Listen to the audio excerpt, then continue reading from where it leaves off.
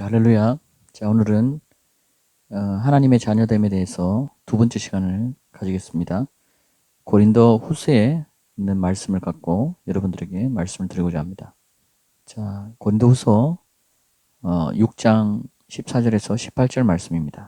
믿지 않는 자들과 멍에를 같이 매지 말라. 의가 불의와 어찌 관계를 맺으며 빛이 어둠과 어찌 사귀겠느냐.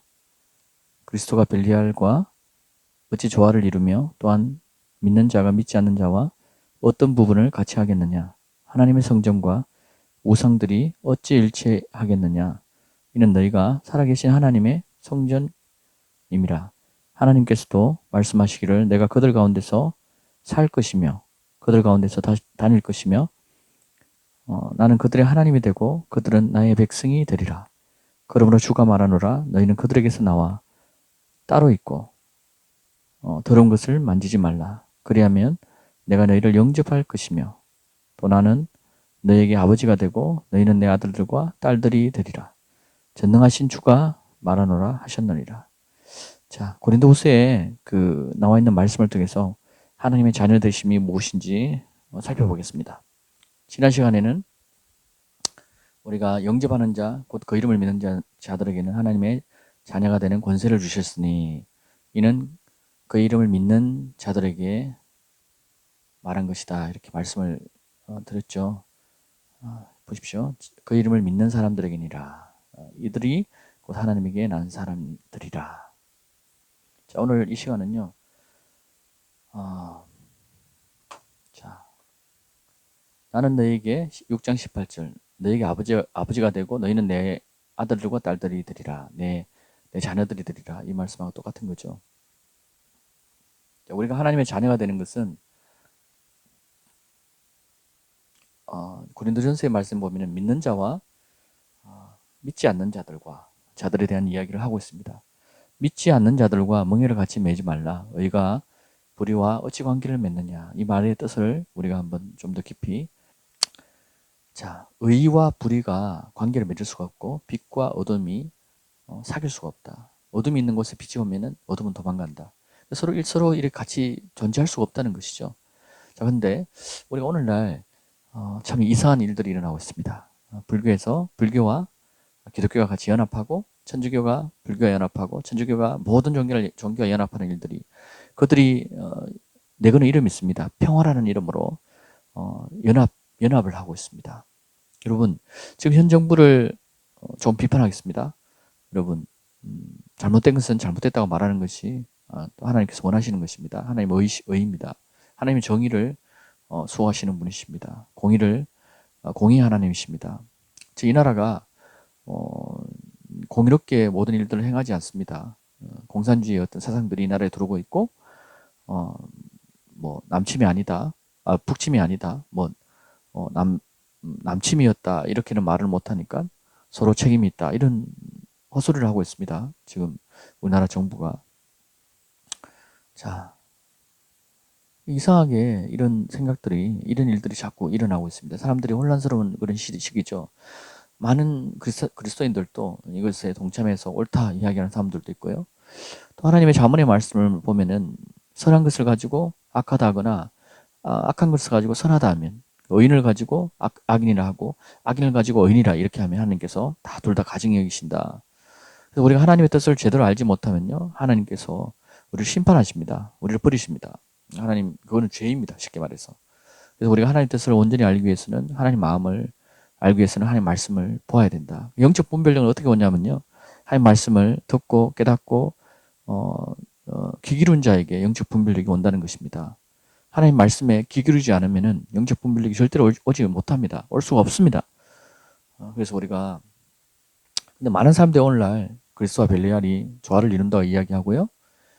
구원이 이슬람에도 있고 불교에도 있고 똑같은 하나님이다. 우리가 알고 보면 우리가 다 똑같은 하나님이다. 다 물을 떠서 우리가 경배한다. 천주교에도 물을 뿌리고 또 인당수에 물을 떠서 하늘에 계신 신에게 그분이 하나님이다. 그래서 우리는 다 똑같은 하나님을 섬기는 것이다. 그래서 우리는 하나가 되어야 된다. 평화가 되어야 된다. 평화롭게 우리가 하나가 되어야 된다. 이것을 반대하는 무리들은 극단주의 세력들이다. 기독교인들은 죽여야 된다. 이렇게까지 앞으로 변화될 것입니다. 자, 우리가 여기에 동조하면 안 됩니다. 이것은 하나님 기뻐하시지 않는 일들입니다. 성경에 분명히 이야기하고 있죠. 믿지 않는 자들과 멍에를 같이 하지 말라. 우리는 이 내용을 가지고 믿는 자와 믿지 않는 비크리스천과의 결혼에 대해서도 이야기를 합니다. 물론 믿지 않는 그린 사람들과 결혼을 했을 때 그 결혼의 관계가 생활이 참 힘듭니다. 그죠? 하지만 또 바울의 어떤 교훈을 통해서 우리가 들었을 때 우리가 또 믿는 자가 믿지 않는 자의 구원을 위해서 우리가 참고 인내하고 나가다 보면은 그들이 어찌 알 수 있으리요, 구원받을지 어찌 알 수 있으리요 하는 것처럼 뭐 어쩔 수 없이 그렇게 결혼하신 분들은 어찌 살아야 됩니다. 그들이 믿음을 하나님의 믿음의 선물을 받을 수 있도록 기도하고 구해야 되겠죠.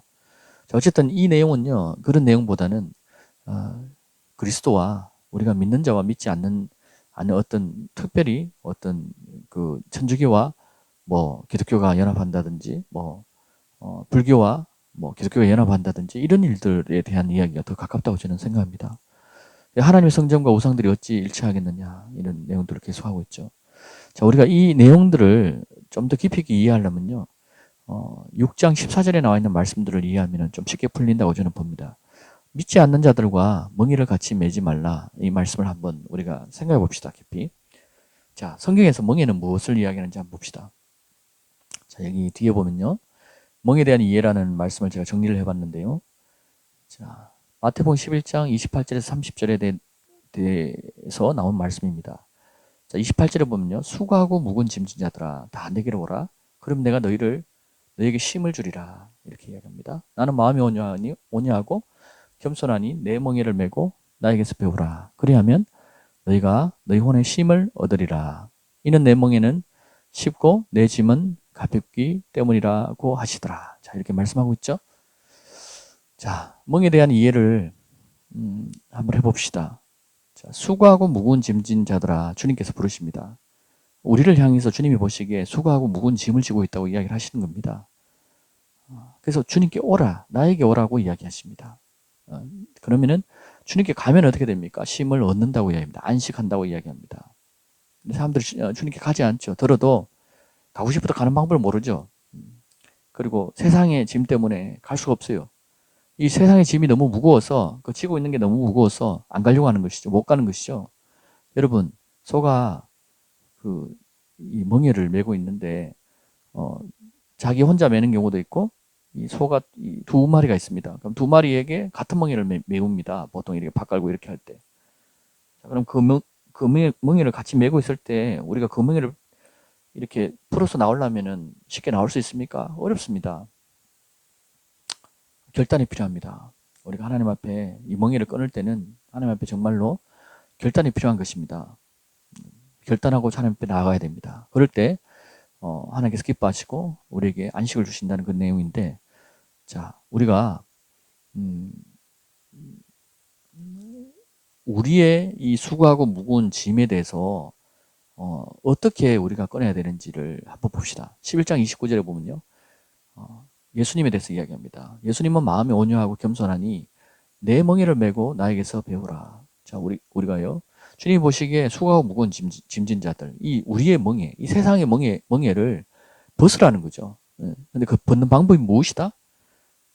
주님께 오라는 거예요. 와서 그러면 주님은 항상 이렇게 말씀하실 때 이 답을 해주십니다. 자세히 보시면요, 묵상해 보시면 답을 해주십니다. 그 답이 무엇이다? 29절입니다. 주님은 마음이 온유하고 겸손하니 주님의 멍에를 메고 주님의 멍이죠. 내 멍에는 주님의 멍에를 메고 주님에게서 배우라. 그리하면 주님께 배우면 어떻게 된다? 너 영혼의 쉼을 얻는다. 그래서 우리가 주님께로 간다는 것이요, 내게로 오라. 이게 말씀이 뭐냐면요, 우리가 구약에도 그렇고 신약에도 그렇고 예수님 오셔서 구약에도 너희가 돌이켜라, 회개하라, 돌이켜라. 예수님 오셔서 세례요한에 와서 돌이켜라, 회개하라 이렇게 이야기했죠. 이야기입니다. 주님의 마음이 온유하시고 겸손하시기 때문에 그 겸손하신 그 주님을 바라보고 깨닫게 되면요, 온유한 그 주님을 우리가 바라보게 되면요, 주님의 음성을 따라 우리가 쫓아가게 되면요, 주님의 멍에를 메려고 합니다. 세상의 짐들을 너무 무겁다. 주님 너무 무겁습니다. 이것을 내려놓길 원합니다. 주님께 나아가고 싶은 마음이 생기죠. 그러다 보면은 하나님 말씀을 묵상하게 되어 있습니다. 말씀을 먹게 되어 있습니다. 그러다 보면은 그 주님의 멍에가 가볍다는 것을 깨닫게 되는 것이죠. 근데 사람들은요, 이 세상의 짐도 무겁기 때문에 이 짐을 내려놓고 주님의 짐을 진다는 것을 감히 상상도 못 합니다. 내가 지금 이거 짓는 것도 세상의 짐도 너무나 힘들고 어려운데 내가 어떻게 주님의 예수 그리스도의 말씀을 읽고 그럴 시간이 없어. 기도할 시간이 없어. 이거는 말이 안 되는 거야. 내가 너무나 지금 힘든데 나는 너무나 스트레스 많이 받아.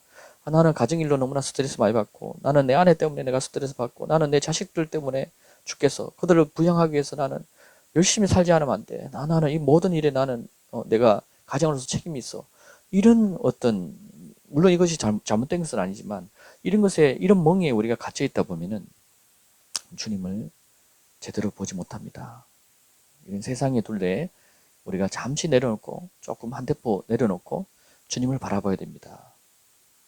그렇게 나가다 보면요, 우리가 주님에게서 배울 수 있는 놀라운 일들이 생기는데, 그럴 때 주님이 우리 안에 쉼을 주십니다. 이 쉼은요, 이 성령께서 하시는 일들입니다. 주님의 영이신, 하나님의 영이신 그분이 우리 안에 오실 때 우리 안에 쉼을 주신다. 그 이야기를 하고 있는 것입니다. 이는 내 멍에는 쉽고 내 짐은 가볍기 때문이라. 여러분, 주님이 하나님이신 그분이요, 말씀하시기를 멍에가 쉽답니다. 주님의 멍에는 쉽습니다. 그리고 주님의 짐은 가볍습니다. 근데요, 세상 사람, 여러분의 짐들은 너무나 무겁다고 주님이 이야기합니다. 그 짐을 내려놓으라고 이야기하시는 것입니다. 그 짐을 다 포기하고, 다 세상 던지고, 옛날에 휴고주의자들, 예수님이 곧 오신다 해서 다 모든 걸 팔고 그 이야기가 아닙니다. 자기가 있는 그 현장에서 자기가 선생으로 있으면 선생님으로서, 또 공무원으로서, 회사 직원으로서, 오너로서, 또 목사로서, 또 교사로서 자기 현 직분에서 주님께 나아가면 됩니다. 그리고 한 걸음 한 걸음 우리 속에 있는 짐들을 내려놓고 주님의 음성을 듣기 위해서 나아가면은 주님께서 여러분들에게 쉼을 주신다.